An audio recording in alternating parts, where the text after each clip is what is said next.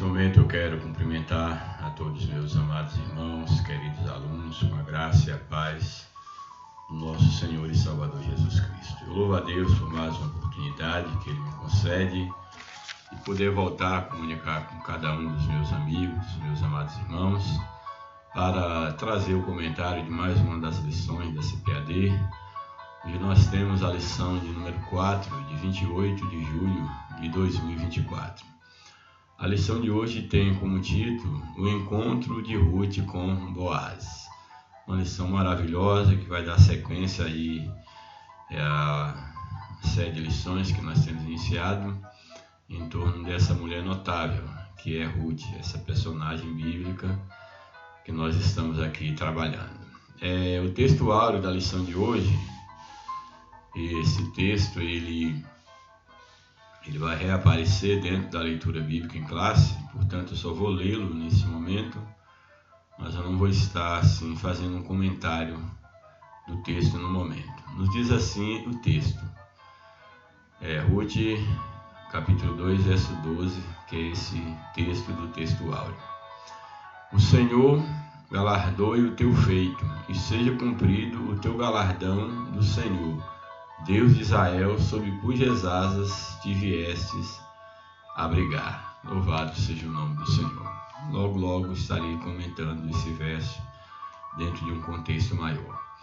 A verdade prática nos apresenta o seguinte: o verdadeiro e puro modelo de bondade é servir uns aos outros de coração, confiando na fidelidade e justiça de Deus. Muito importante o que essa verdade prática nos apresenta quando coloca que o modelo puro, modelo a ser seguido da verdadeira bondade é exatamente manifesta em servir o outro.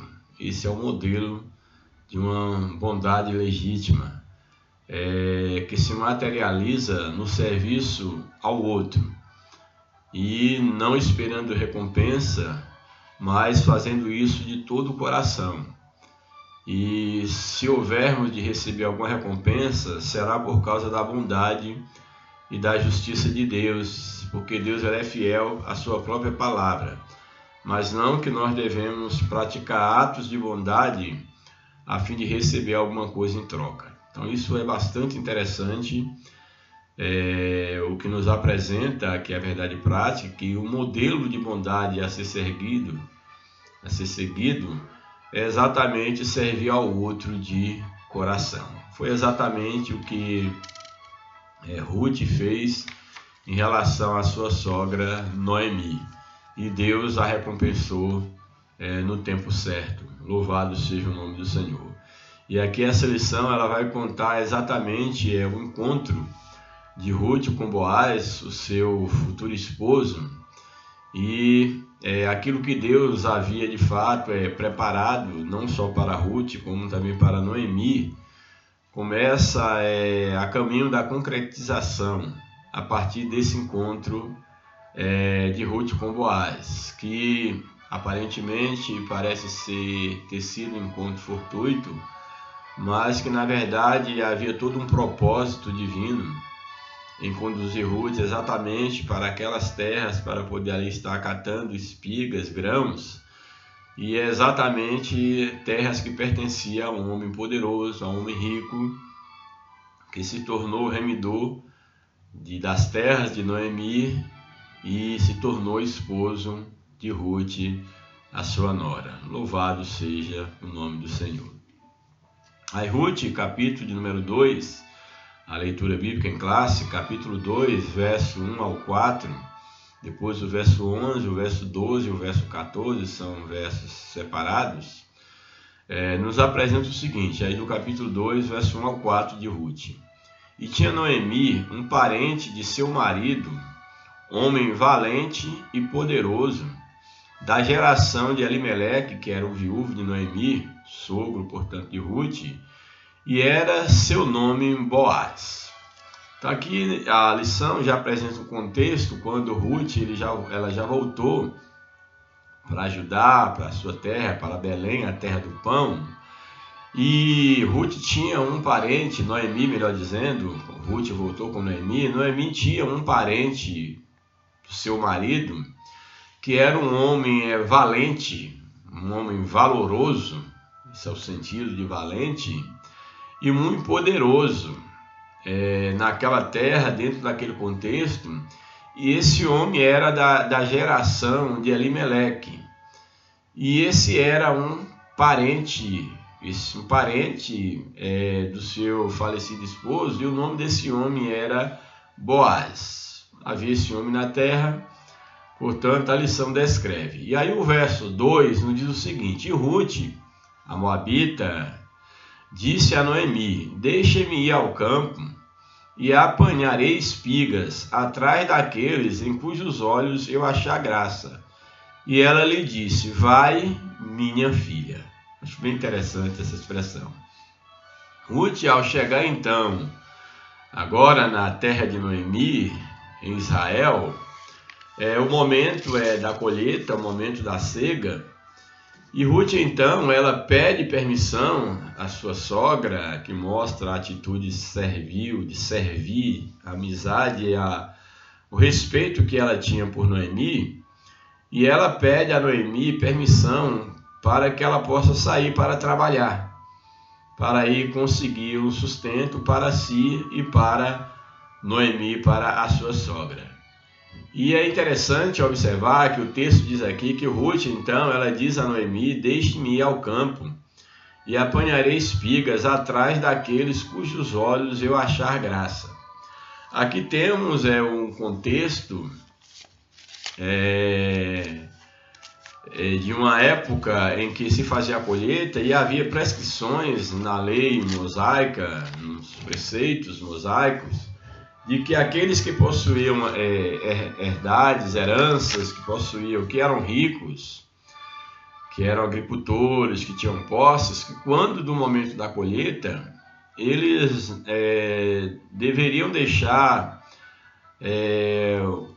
a parte, assim, vamos dizer assim, a beirada da colheita, o lugar mais próximo onde as pessoas passavam, sem colher aquelas espigas, e também as espigas, os grãos que caíssem no chão na colheita ali do trigo, da cevada, que eles não pegassem, porque era exatamente para que os pobres pudessem catar, colher esses grãos para se alimentar, uma vez que a cultura básica daquele povo era exatamente o trigo, a cevada. Portanto, nesse contexto histórico que Ruth, ela pede a Noemi para sair, para ir apanhar algumas espigas nas terras, ou na terra daquele diante dos olhos do qual ela achasse graça, e permitisse que ela entrasse no campo para colher essas espigas, uma vez que havia muitos pobres e havia uma espécie de de lançar sorte para que cada um tivesse o seu pedaço de terra onde houvesse colheita, para poder catar então essas espigas, esses grãos que ficavam para trás. E exatamente Ruth sai a fim de que ela possa encontrar alguém que ela ache graça aos olhos desse proprietário, que permita que ela cate essas espigas, esses grãos, então, nas suas terras. E aí é interessante que Noemi, ela dá permissão a Ruth, e ela trata com um gesto carinhoso, quando ela diz: vai, minha filha. Aqui demonstra que para Noemi, Ruth não era apenas uma nora, é uma filha que ela tinha ganhado. Ela havia perdido seus 2 filhos e o seu esposo. Um desses filhos era exatamente esposo de Ruth, mas ela perdeu o seu filho, mas a sua nora agora ela tinha como filha. Isso é bem interessante, mesmo porque a ideia de manter a descendência de Elimeleque, de Ruth, foi exatamente através da sua filha, a descendência de Noemi foi através da sua filha Ruth, que ela agora tem como sendo sua própria filha. Só que eu acho bem interessante. Aí o verso de número 3 nos diz o seguinte: foi, pois, e chegou e apanhava espigas no campo após os segadores, aqueles que iam fazendo a colheita. E caiu-lhe em sorte uma parte do campo de Boaz. Então aqui a lição fala como sorte, caiu uma parte do campo de Boaz. Era tirada a sorte, dá para entender aqui dentro do contexto cultural, histórico, mas ali não era apenas uma questão de sorte, era de fato uma providência divina já para mudar, vamos dizer assim, a situação de Ruth e de Noemi, a sua sogra. Então cai-lhe por sorte essa parte do campo de Boaz, exatamente, que era dono daquelas terras, de toda aquela cultura, e ele era parente de Elimeleque, que era o finado esposo de Noemi, sua sogra. E Ruth vai trabalhar exatamente nas terras de Boaz, que a história vai nos contar, que se tornará o futuro esposo, se tornará o esposo, melhor dizendo, de Ruth. O verso 4: e eis que Boaz veio de Belém e disse aos segadores. Isso aqui é bem interessante, porque mostra aqui o prestígio de Boaz.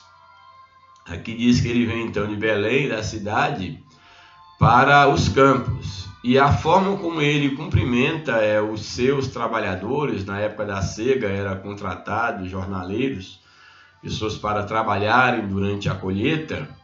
E aqui a lição, a Bíblia retrata a maneira como ele tratava esses seus trabalhadores e a maneira respeitosa também como ele era tratado por esses trabalhadores. Nos diz o verso 4, que eis que Boaz veio de Belém e disse aos segadores: o Senhor seja convosco. Mostra aqui a bondade de Boaz e também o temor que ele tinha a Deus. Era um homem temente a Deus e um homem que mostra um coração bondoso para com os seus subordinados. Então ele diz para os trabalhadores: o Senhor seja convosco. E disseram eles, esses trabalhadores responderam: o Senhor te abençoe. Então aqui é uma demonstração do caráter, do perfil de Boaz, e já nas entrelinhas já deixa entender, como o próprio texto falou anteriormente, a posição de Boaz, que era um homem valente, valoroso, e era um homem poderoso em termos financeiros, era um homem rico. E um homem temente a Deus e bondoso. Essa é a descrição que a gente tem aqui de Boaz.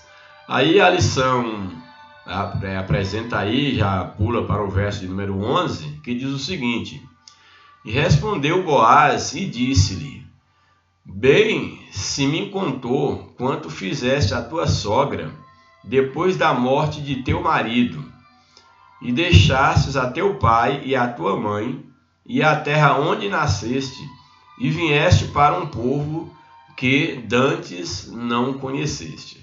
Aqui depois já do encontro, que aí há um hiato aqui do verso 4 até o verso 11, há um encontro aqui entre Ruth e Boaz. Eu não vou entrar aqui em detalhes, porque a lição ela vai apresentando por partes. Aqui, por enquanto, é só encontro, depois vai vir o casamento, então eu não quero estar adiantando alguma coisa, alguma parte em relação a essa questão de como aconteceu esse encontro, os detalhes, até chegar ao casamento. Eu prefiro que isso seja tratado na lição próxima. Mas o certo é que, ao conhecer Ruth, ao entrar em contato, tomar conhecimento de quem era Ruth, etc, e até Ruth chegar à presença de Boaz, quando já ela estando à presença de Boaz, ele vai testemunhar sobre Ruth, essa já fama de Ruth, o que Ruth tinha feito em sacrificar-se, quanto a deixar o seu povo, a casa do seu pai, da sua mãe, para acompanhar a sua sogra, que agora não tinha nada para lhe oferecer, e para vir com ela morar numa terra estranha, um povo, como a lição diz aqui, que até então não conheceste, Boaz vai dizer, olha, bem sei, ou bem me contaram o que fizeste a tua sogra, o teu ato de bondade chegou aos meus ouvidos. E é importante observar que o tratamento que Boaz dá para Ruth, a partir de então, é um tratamento totalmente diferenciado. Ele cuida da melhor maneira, ela tem liberdade para colher o tanto de trigo, de espigas que quisesse, e há toda uma trama que acaba neles se conhecendo. Noemi a orienta como fazer para se aproximar de Boaz, e até chegar ao fato dele se tornar o remidor de Noemi, das terras de Noemi, comprar as terras, já que havia uma lei que as terras, se algum judeu ele viesse entrar em dificuldade por causa de dívidas, ele precisasse vender as suas terras, como dá a entender que foi o caso de Elimeleque, um parente deveria comprar essas terras de volta, porque as terras eram uma herança que o Senhor deu à nação de Israel e não podia passar para outra pessoa que não fosse da mesma parentela, que é o que acontece aqui no caso de Elimeleque. As terras haviam sido vendidas, mas um parente deveria remir, comprar essas terras de volta. Porém, nesse caso aqui, como Elimeleque já havia morrido e havia deixado uma viúva, aquele que comprasse a terra tinha que também cuidar da viúva. Essa era a condição para o remidor comprar as terras. E aí vamos ver na próxima lição toda a história em relação a havia um remidor mais próximo na linha, vamos dizer assim, de sucessão, para poder ter o direito de comprar as terras. Havia alguém bem mais próximo do que Boaz, mas ele tinha interesse apenas pelas terras, ele não tinha interesse em ficar em assumir Noemi, nem também Ruth. Não tinha interesse em casar com Ruth para suscitar a memória de Elimeleque, ele não queria isso, como também não queria assumir os cuidados da viúva de Noemi. Ele só tinha interesse nas terras, mas isso já estou adiantando, mas se na próxima aula, caso eu não falar, já fica adiantado esse contexto. Então, certo é que Boaz, quando ele tem um encontro com Ruth, ele vai elogiá-la por aquilo, o gesto de bondade, de amor que ela havia praticado, deixando a sua terra, deixando tudo para seguir a sua sogra. Aí o verso 12, ele diz para Noemi, ele diz para Ruth. Sempre eu vou estar confundindo Noemi com Ruth, porque são essas duas personagens aí envolvidas na história, mas a lição está, daqui a hora para frente, falando mais especificamente aqui de Ruth, que é esse encontro dela com Boaz. Então, Boaz vai dizer a Ruth: o Senhor galardoe o teu feito, aquilo que tu fizeste para com tua sogra, que o Senhor te dê galardão, te dê recompensa pelo teu feito, e seja cumprido o teu galardão do Senhor, que tu recebas do Senhor um galardão, que seja cumprido tudo aquilo que Deus tem estabelecido, proposto para você, que seja cumprido o teu galardão do Senhor, Deus de Israel, sob cujas asas tu viestes a abrigar. Ou seja, tu viestes a abrigar nas asas do Todo-Poderoso, na nação escolhida de Deus, que o teu galardão no Senhor seja cumprido na tua vida pelo teu gesto, já que tu veio abrigar, como o texto coloca aqui a figura de linguagem, tu viestes a abrigar sobre as asas, o Deus de Israel, debaixo das asas do qual tu viesses abrigar, que de fato você encontre abrigo, que você encontre recompensa pela tua atitude, é o que Boaz está falando. E é interessante que ele mesmo, lá na frente, nós vamos perceber que ele será exatamente essa pessoa que Deus usará para recompensar tanto a Noemi quanto a Ruth pelo seu gesto de bondade Louvado seja o nome do Senhor. O verso 14, então, nos diz o seguinte, aí pulou do verso 12 para o verso 14. Sendo já a hora de comer, disse-lhe Boaz, a hora dos trabalhadores almoçarem, comer, não posso especificar necessariamente o horário. Boaz então convida a Ruth para também fazer parte ali da refeição, juntamente com os trabalhadores, uma vez que aquela refeição era para os trabalhadores, para Boaz certamente, e não para aqueles que estavam ali catando os grãos que haviam caído pelo chão ou deixado para que esses os colhessem. Então, sendo já a hora de comer, disse-lhe Boaz, achega-te aqui e come do pão e molha o teu bocado no vinagre. Aí dá a entender que Boaz faz um convite para ela poder se alimentar junto com ele e com as demais pessoas, já honrando a atitude de Ruth, já Deus honrando a atitude. Então, achega-te aqui, come do pão, molha o teu bocado no vinagre.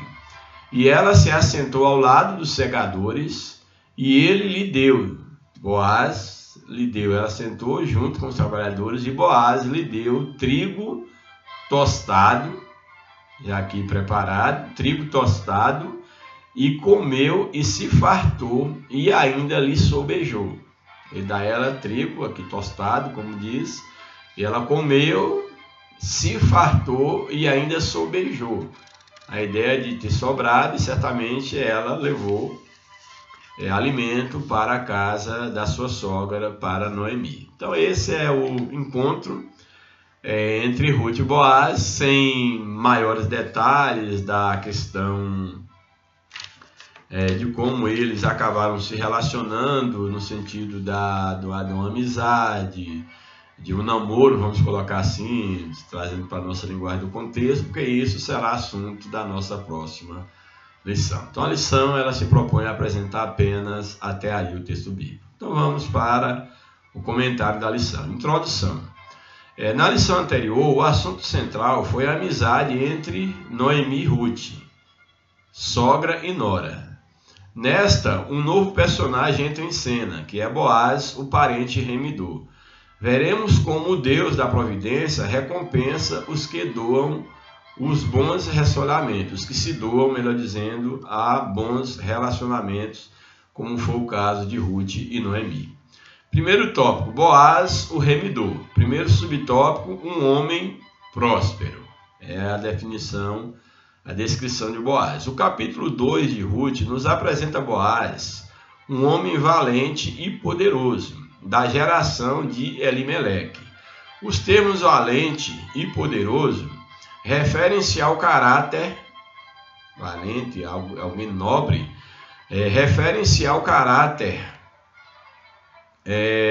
de Boaz, o caráter íntegro e a influência que Boaz tinha, além de seu poder econômico. Então, quando diz que ele era um homem valente, ele era um homem nobre, certamente tinha poder nas mãos, que a ideia aqui de ser poderoso e ser valente ou valoroso não é só uma questão econômica, é um poder também de influência político dentro do nosso contexto, de influência, e por ser um homem rico e valoroso também, e valente pela própria bondade, não necessariamente pela força, mas pela sua bondade.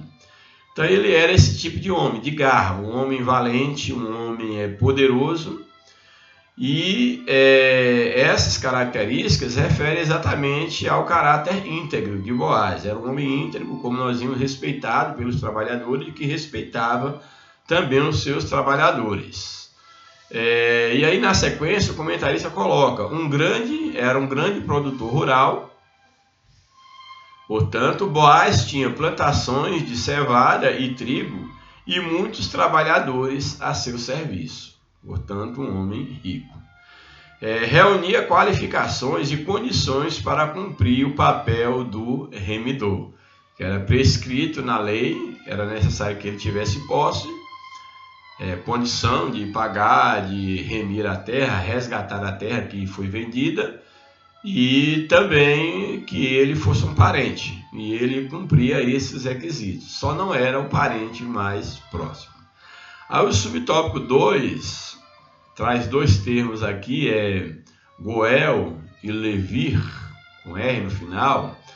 A expressão da geração de Elimeleque não nos permite saber o grau de parentesco entre Boaz e, no caso, o falecido esposo de Noemi. Não dá para dizer necessariamente qual era o grau de parentesco, mas segundo alguns estudiosos, ele deveria ser primo, ou sobrinho, melhor dizendo. Ele deveria ser sobrinho, era um caso de Elimeleque, mesmo porque ele era mais, vamos dizer assim, ele era mais novo para poder casar-se com a viúva de um filho de Elimeleque. Então, necessariamente ele era, assim, em termos de fazer um comparativo de idade, de geração, ele é bem provável ser um sobrinho de Elimeleque. Isso segundo a tradição rabínica, ele era sobrinho de Elimeleque. Como um parente próximo, ele poderia ser o Goel. O que é Goel? Goel é exatamente o que significava ser o resgatador. Essa expressão significa resgatador. Então, segundo a lei, havia esses preceitos quanto ao resgatador da terra de um parente que por algum motivo ou outro havia falecido e vendido, perdido as suas terras.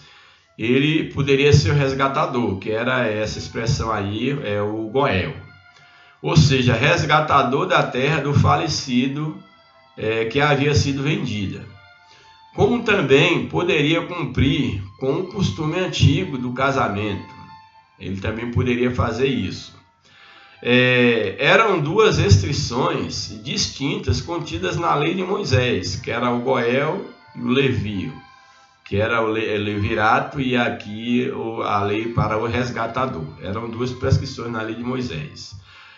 A do resgatador previa que quando o israelita ficasse pobre e precisasse vender suas terras, seu parente mais próximo tinha o dever de comprá-las de volta e restituir-lhe. Exatamente porque as terras não poderiam sair da tribo, da família, uma vez que elas foram distribuídas por Deus. Era uma herança distribuída entre o povo e essas terras não poderiam ser vendidas para estranhos.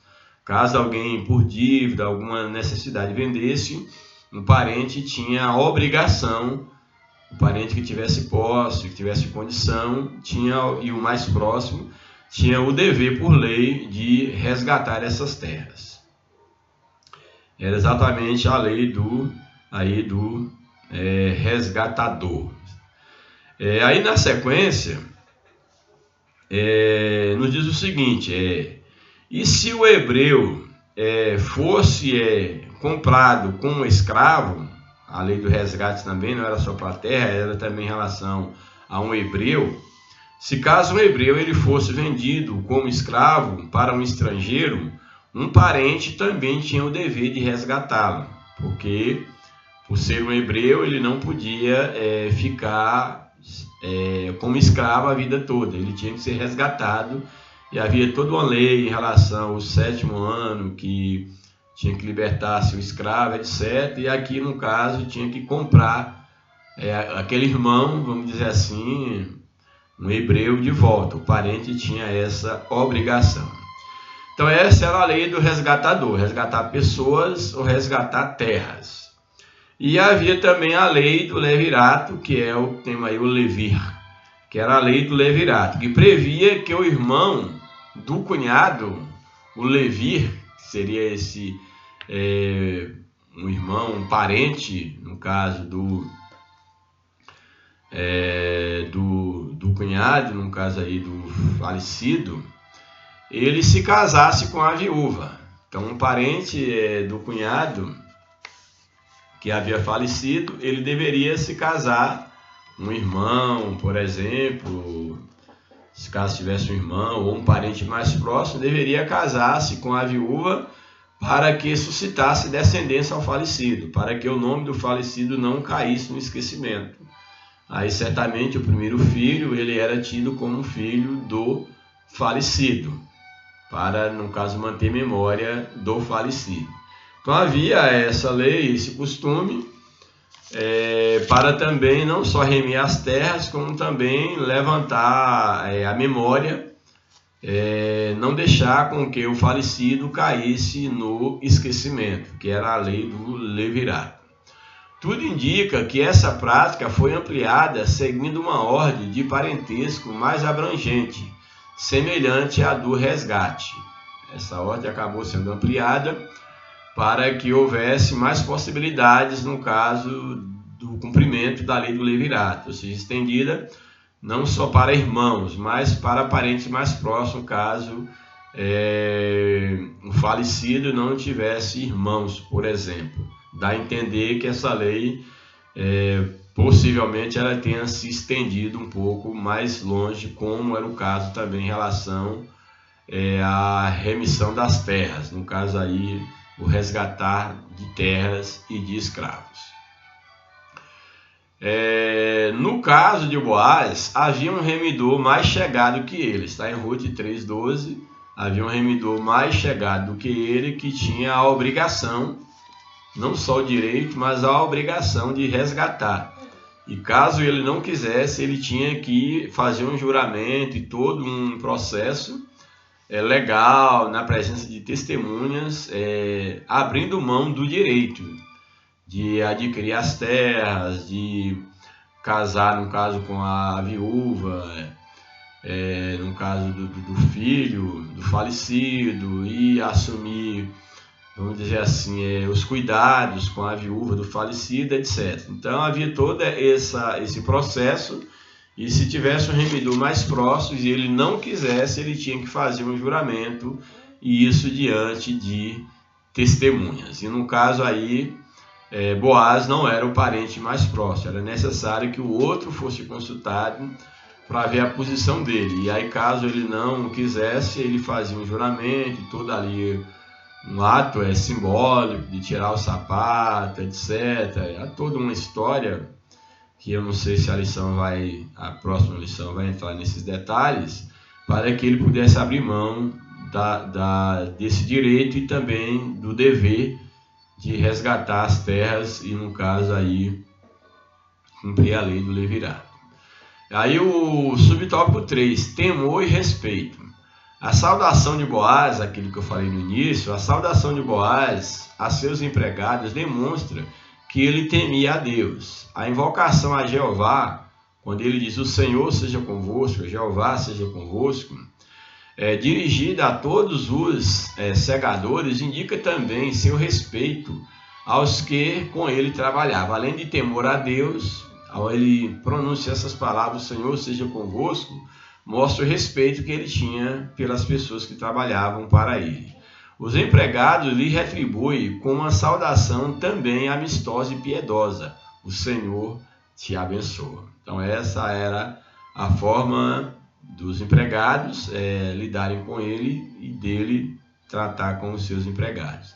Patrões e empregados devem se tratar com mútua consideração, reconhecendo a posição e o papel próprios de cada um na relação de trabalho. Isso aqui é muito interessante, pena que alguns não enxergam isso, principalmente os patrões. Se eles parassem para pensar, não existe patrão sem empregado. Você só é patrão porque tem alguém para trabalhar para você. Se você não tivesse ninguém para trabalhar, você não seria patrão. Você teria que ser empregado. De quem? Seu mesmo. A própria relação de empregado, você seria um trabalhador individual, que trabalha para si mesmo, por conta própria, um mantenedor, como uma espécie de uma agricultura familiar. Mas sem um empregado não existe patrão. Então, se houvesse essa consciência, quem sabe as relações seriam diferentes, relações respeitosas. Quando, infelizmente, na maioria dos casos, nós não vemos funcionando dessa forma. O tópico 2 da lição: o carinho de Boaz para com Ruth. Primeiro subtópico: a pureza não exclui a ternura. A pureza não exclui a ternura. Logo que chegou ao campo, Boaz notou a presença de uma moça diferente entre os que respingavam. Aqui respigavam é pegar as espigas, os caroços, os grãos que caíam no chão, os que respigavam. Informado de que era Ruth, dirigiu-se a ela de forma carinhosa.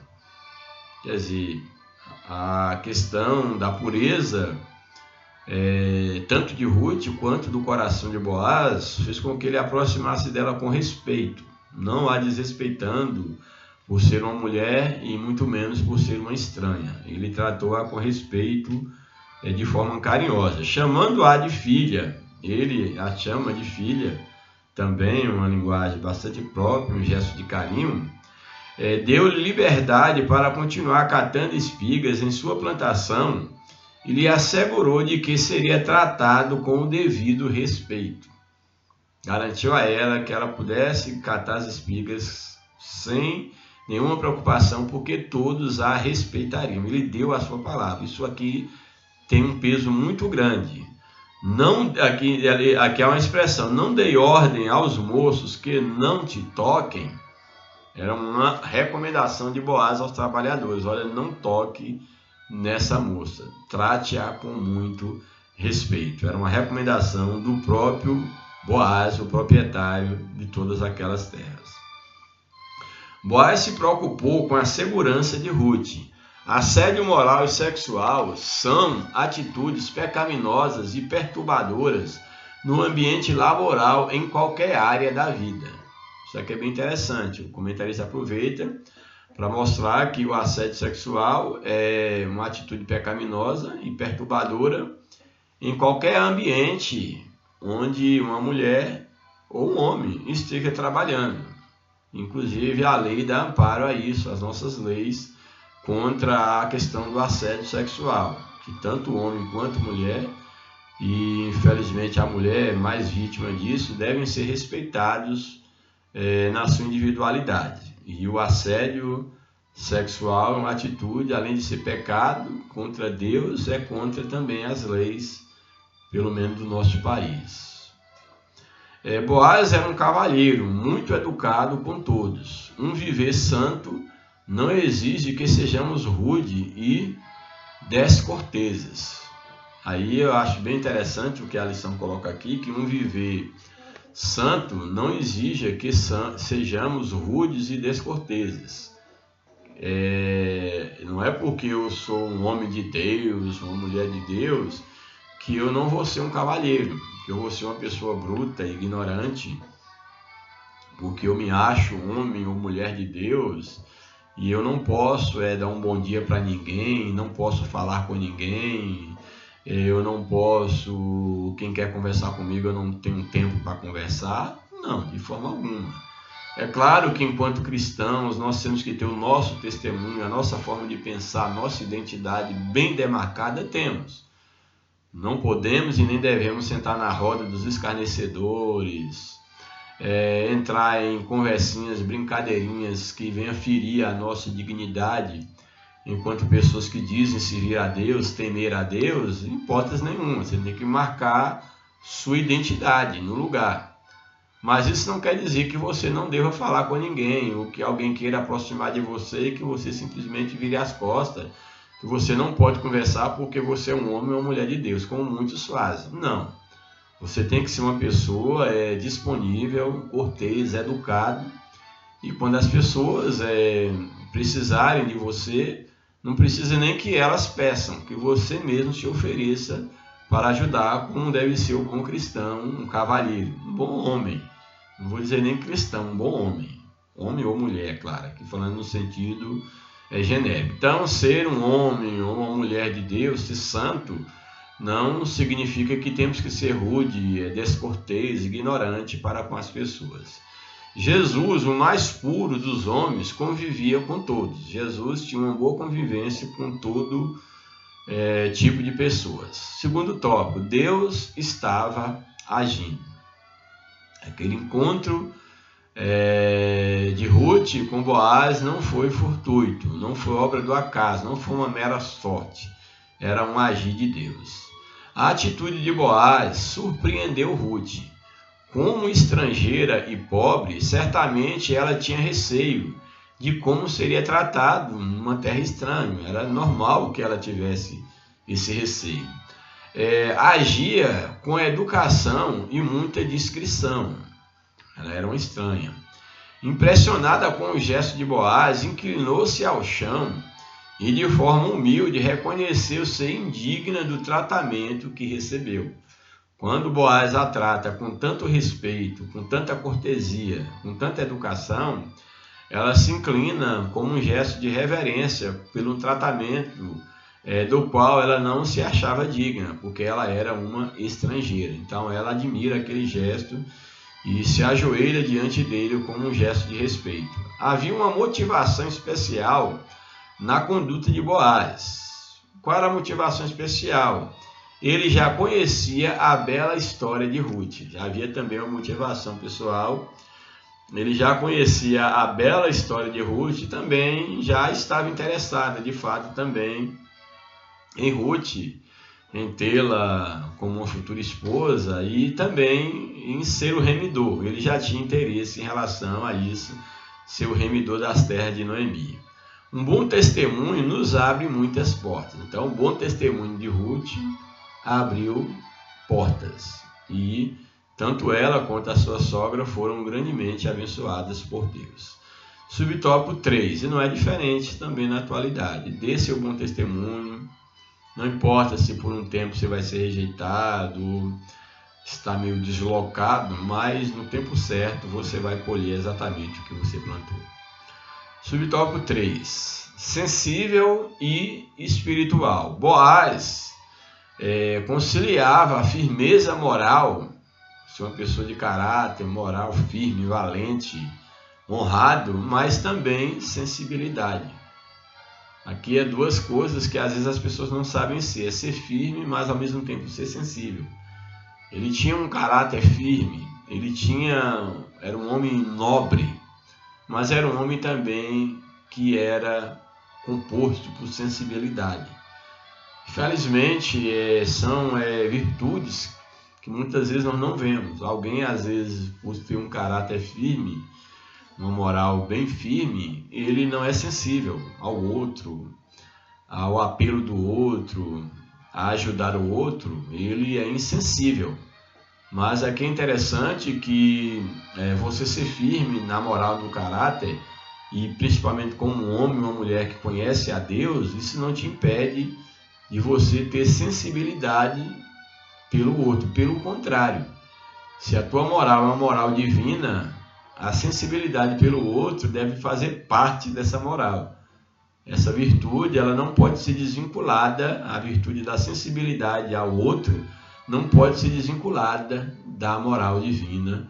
Louvado seja o nome do Senhor. Portanto, Boaz, ele conciliava firmeza moral e sensibilidade, ternura e espiritualidade. Era terno, pessoa agradável, mas também espiritual. Amou a Ruth, gostou de Ruth no primeiro momento, ao olhar, se apaixonou por Ruth, mas não deixou de ser um homem espiritual. Fez tudo como deveria ser feito, procurando quem era o remidor mais próximo, fazendo tudo aquilo que a lei ordenava que se fizesse. Aí na sequência, o versículo-chave do livro de Ruth é uma declaração feita por ele, a Ruth, por Boaz a Ruth. Boaz tinha uma profunda compreensão espiritual.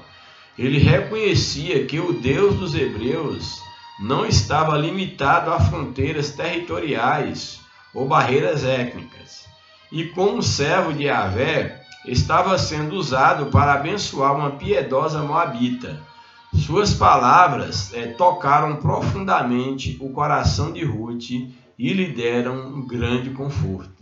Quando ele fala de maneira carinhosa, abençoando a Ruth, que a bênção de Deus estivesse sobre ela, uma vez que ela veio se abrigar às asas do Todo-Poderoso. Ele a trata com muita amabilidade. e exatamente mostrando essa sensibilidade espiritual enquanto homem, enquanto um servo de Deus. Louvado seja o nome do Senhor. E aí o tópico 3 e o último da lição, a colheita de Ruth e a sua sobrevivência.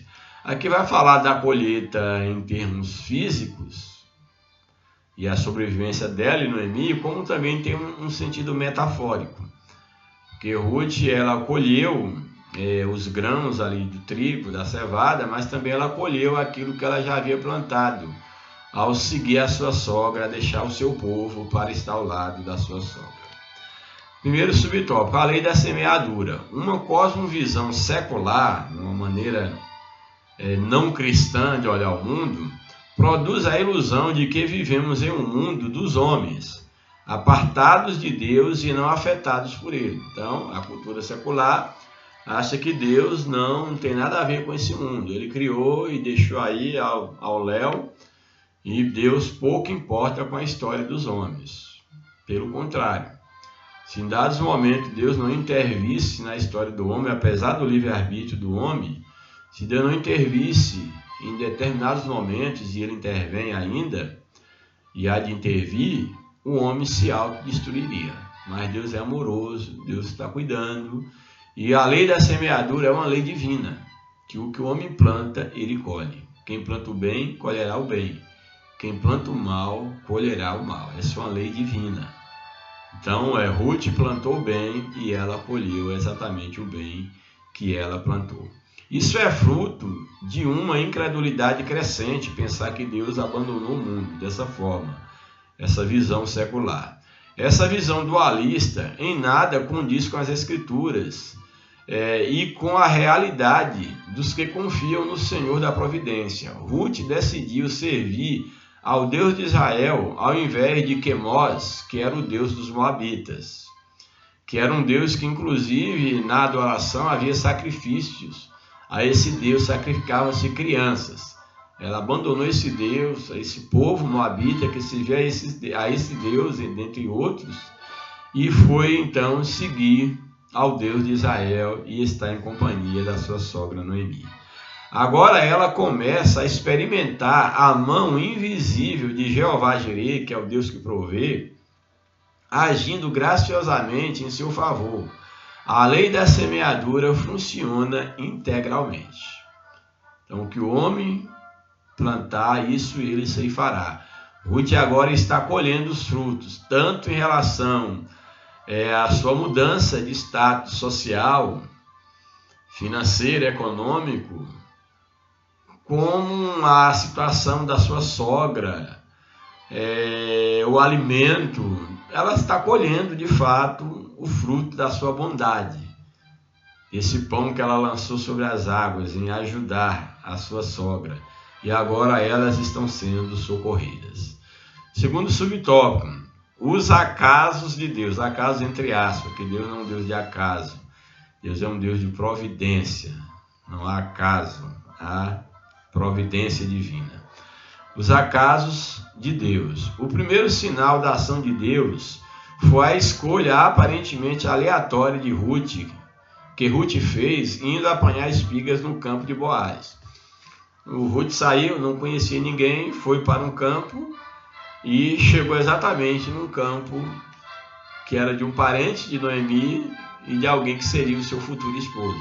Isso não era por acaso. Isso não era um acaso, era um direcionamento divino. A providência divina levou Ruth até os campos de Boaz. Para ela, era apenas uma casualidade, quando na verdade era um inequívoco ato da providência de Deus, da providência divina. Deus tem o controle de tudo e age em favor dos que o amam. Então Deus tem o controle de todo o mundo. E aqueles que amam a Deus, esses experimentarão bem mais o controle de Deus sobre a sua vida. Porque uma coisa interessante, tema de discussão em relação à questão do livre-arbítrio, é que aquelas pessoas que conhecem a Deus e que permitem o Senhor ser o Senhor da sua vida, considera a Deus em todos os seus caminhos, Deus o conduz, dirige a sua vida, uma vez que ele entrega o comando da sua vida nas mãos de Deus. E Deus então o controla, no sentido de o dirigir a caminhos acertados. Mesmo que ele venha passar dificuldade, mas Deus sempre estará com ele. Então, Deus ele tem o controle de todas as coisas, mas aqueles que consideram a Deus em seus caminhos, eles desfrutarão bem mais da ação de Deus nas suas vidas, sem sombra de dúvida. Quando Ruth retornou para casa e contou onde havia trabalhado, Noemi não escondeu sua exultação, a sua alegria. Ela não escondeu. Sabia que Deus estava no negócio. Uma esperança brotou no coração da pobre viúva. Louvado seja o nome do Senhor. E por fim, o último subtópico. O resultado da colheita. Alguns frutos de nossas ações são colhidos de imediato. Então, tem coisa que você planta, o bem, você colhe imediato, o outro você colhe a longo prazo, e o mal também. Tem vezes que você colhe imediato, tem vezes que você colhe a longo prazo. Mas tudo que você planta, certamente você vai colher. Você pode escolher a semente que você quer plantar, mas uma vez plantada a semente, você vai colher frutos, e ninguém planta um grão para colher um grão. Você planta um grão para colher várias sementes. Então, aquilo que você semear, você vai colher, e muito. Se você planta o bem, você colherá o bem. Se você planta o mal, você vai colher o mal. A escolha da semente compete a você. Pense bem em que tipo de semente você está plantando. Se é inimizade, se é a discórdia, se é a mentira, se é a falsidade, se é o engano, se é a ganância, se é o roubo. Você vai colher aquilo que você plantar. Bem, alguns frutos de nossas ações são colhidos de imediato, outros levam tempo para aparecer. Pela forma graciosa como era tratada, Ruth colhia cereais em abundância diariamente nos campos de Boaz. Então, Ruth já começa a colher, no sentido material, cereais em abundância no campo de Boaz. A colheita garantia a sua sobrevivência de sua sogra. O trabalho árduo durou toda a estação, mas ela trabalhava. A estação ia entre março e abril, colhia a cevada, e entre abril e junho colhia-se o trigo. Concluído o trabalho, ficou então com a sogra. Uma colheita ainda maior seria feita por ela em tempo oportuno, que seria a colheita de ter a sua sogra, as suas terras de volta, e ter Ruth, então, agora um esposo. Ela ainda colheria isso, que será aí o que nós veremos na próxima lição. Nosso Deus trabalha por aqueles que nele esperam. Louvado seja o nome do Senhor. Vou ler a conclusão da lição para nós então encerrarmos por aqui. A atitude de fé de Ruth estava sendo recompensada. Sua prontidão em cuidar da sogra levou-a a encontrar conforto e proteção naquele que seria o resgatador de toda a família e que a incluiria na genealogia do Redentor da humanidade, como foi o caso, veremos no futuro. O Deus de Ruth é o nosso Deus. Ele continua agindo por aqueles que decidem se abrigar debaixo das suas asas. Confie nele, ou confiar nele e viver fazendo o que lhe agrada é um meio infalível de alcançar sua misericórdia e favor. Então, que nós possamos descansar no Senhor, que nós possamos agir como Ruth, como Noemi, sabendo que Deus ele honrará a nossa atitude. O cativeiro de Ruth, de Noemi, começa a mudar a partir do momento que ela tem esse encontro com Boaz ali nos seus campos, trabalhando, respigando, pegando o respigar, catando grãos, espigas de trigo ali que caíam pelo chão. Então, que Deus nos ajude, que Deus nos abençoe, que nós possamos confiar em Deus, sabendo que nós temos um Deus que cuida de cada um de nós. Um grande abraço, graça e paz a todos, em nome de Jesus.